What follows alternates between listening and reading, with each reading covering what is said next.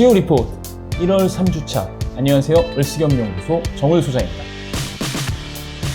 2021년도 이제 시작한 지 벌써 3주나 지났습니다. 어떻게 새해 계획하신 대로 여러분들의 소망대로 잘 굴러가시는지요? 여러분들의 중소기업 CEO님들의 고충을 덜어드리고 새로운 방향성을 제시하고자 저희 웰스기업연구소에서는 CEO 리포트를 통해서 좋은 내용을 전달하기를 약속드리겠습니다. 자, CEO 리포트 1월 3주차 두 가지 소식을 먼저 준비했습니다. 자, 2021년 중소기업 경영 전망과 정책 과제를 중소기업연구원에서 지난 8일에 이제 발표를 했습니다. 그 발표한 자료들을 통해서 2021년 경기 전망 조심스럽게 해보겠습니다. 두 번째입니다. 자, 보통 2021년 1월부터 3월까지가 이제 결산 시기라고 합니다. 이제 재무제표가 2020년에 재무제표 확정이 되는 시기인데요. 2020년 재무제표 이렇게 준비하셔야 됩니다. 이 두 가지를 준비했습니다.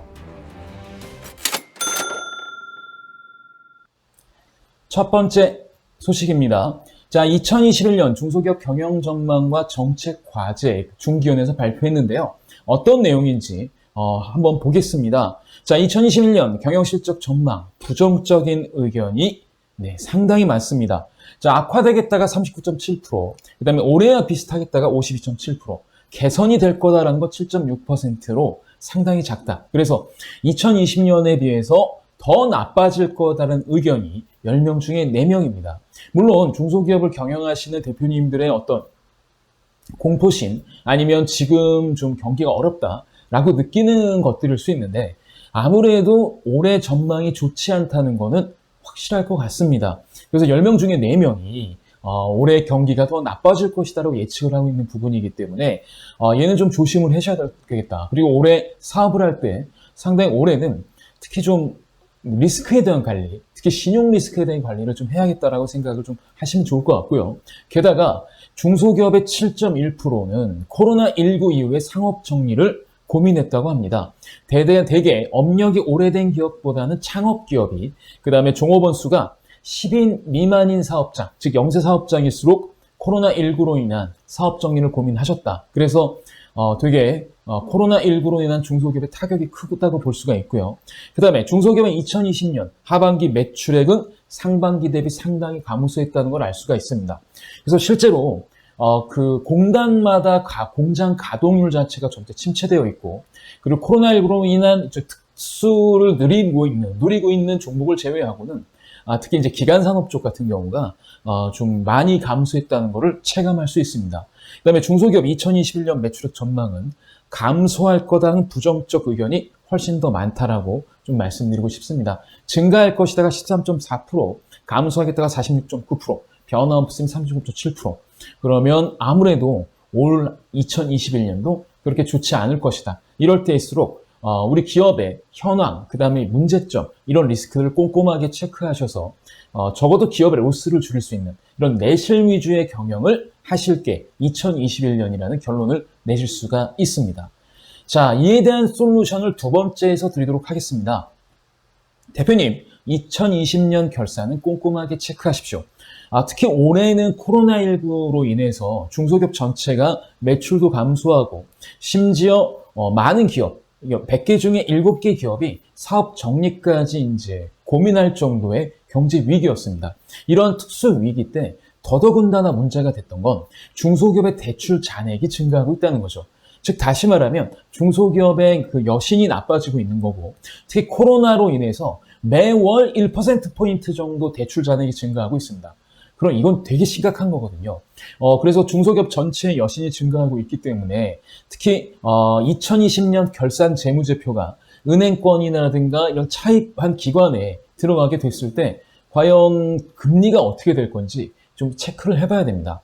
특히 만약에 올해 2021년에 그 대출을 연장해야 되거나 아니면 대출의 조건이 바뀌거나 하게 됐을 때 꼭 체크해야 되셔야 될 것은 2020년 귀속분, 이 결산이 반영되게 되면 기업의 재무제표, 기업의 신용이 안 좋아지는 기업들이 좀 문제 대상이 될 겁니다. 그래서 이럴 때일수록 우리가 재무제표를 마지막에 작성을 할 때 특히 부채 비율이나 차기자본 비율이나 아니면 부채 대비 이 매출 부분, 이런 부분에 대한 좀 신경들을 쓰셔야 될 것 같고요. 그래서 올해 같은 경우 2020년 귀속분 같은 경우는 어떻게든 이익이 있고 그 다음에 그 재무 비율이 좋아 보이게끔 그런 결산 항목들 하나하나 신경을 좀 쓰셔야 될 것 같습니다.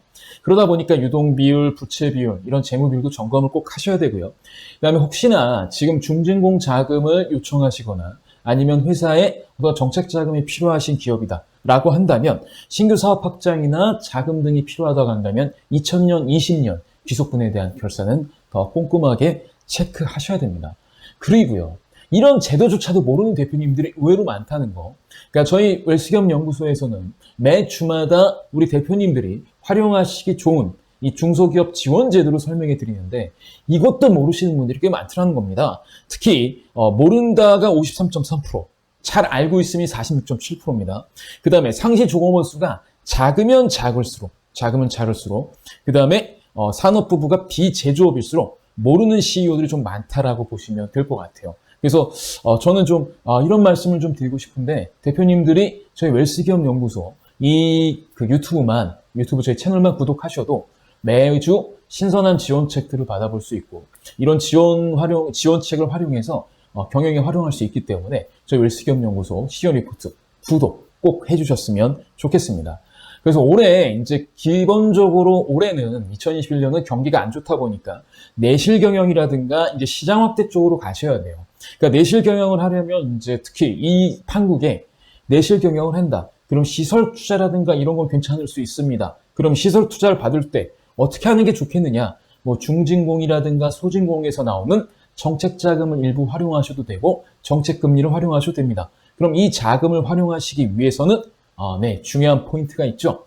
정보가 밝아야 됩니다. 그리고 적어도 우리 재무제표는 상당히 핸들이 필요한 거죠. 그래서 저희 웰스기업연구소에 이 회계 전문가들이 여러분 중소기업들 신청만 하시게 되면 이 자금들을 다 봐드리고 이렇게 재무제표를 작성하는 게 유리하겠다라는 판단을 해드립니다. 그래서 한 시간은 1, 2년 정도 잡고 투자 계획이 있다라면 금리까지 낮추는 전략으로 저희가 지원해드릴 수 있으니까 저희 웰스기업연구소에서 지원해드린 얘기들 그리고 공지하는 내용들을 꼭 체크하셔야 됩니다. 그 다음에 올해는 대상자, 그러니까 우리가 팔 커스터머, 고객들을 다양화하는 이 시장 확대가 정말 중요합니다. 그래서 해외로 수출할 수 있는 또 수출 대상 기업, 수출 바우처 대상 기업이 되려면 또 아무래도 재무제표가 좋아야겠죠. 그런 창업기, 특히 성장기, 법인일수록 이 재무제표에 신경을 쓰셔야 되는데 그 내용들 저희 전문가들이, 웰스기업연구소 전문가들이 지원해드리겠습니다. 언제든지 우리 중소기업 CEO님들께서는 저희 웰스기업연구소로 연락만 주시면 저희가 최적의 전문가를 매칭해 드리도록 하겠습니다. 자, 이제는 우리 기업의 재무제표를 어느 때보다도 더 꼼꼼하게 체크하셔서 과연 우리 재무비율이 맞는지 아닌지를 꼭 확인하셨으면 좋겠습니다. 자, 저희 웰스기업연구소는 대한민국 중소기업의 성공과 성장을 응원합니다. 저희 웰스기업연구소는 항상 열려 있습니다. 저희 CEO 리포트 관련해서 구독, 좋아요, 알림 이 3개를 꼭 눌러주시면 아마 우리 대표님들의 경영에 보다 좋은 일들이 생기지 않을까 합니다. 자, CEO 리포트 이번 주는 여기까지입니다. 안녕!